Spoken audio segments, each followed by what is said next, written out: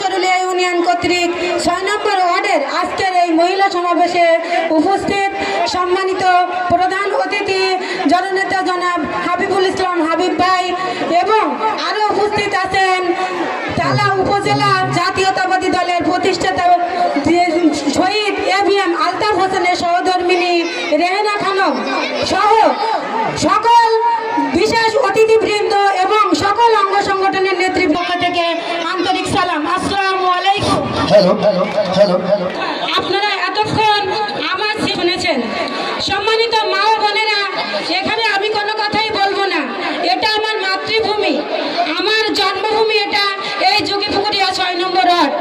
এখানে আপনাদের কাছে আমার একটাই দাবি যে তালা কলারোয়া এই অবহেলিত এই তালা উপজেলাকে আমরা যেন আবার উজ্জীবিত করতে পারি, সেই লক্ষ্যে সকল মা বোন এবং আমরা সকলেই একসাথে এক হয়ে মিলেমিশে এই তালা কলারোয়াবাসীর উন্নয়নের উপকার জননেতা জনাব হাবিবুল ইসলাম হাবিব ভাইয়ের ধানের শীষের পক্ষে কাজ করব এবং আমরা সকলে জননেতা জনাব হাবিবুল ইসলাম হাবিব ভাইকে এমপি হিসেবে নিযুক্ত করব, যেন হাবিবুল ইসলাম হাবিব ভাই এমপি হয়ে আমাদের তালাবাসীর জনগণকে সেবা করার সুযোগ পায় এবং তিনি এমপি হলে মন্ত্রী হবেন এবং আমাদের এই তালা উপজেলাকে তিনি পাটকেলঘাটা থানাকে একটি উপজেলায় রূপান্তরিত করবেন।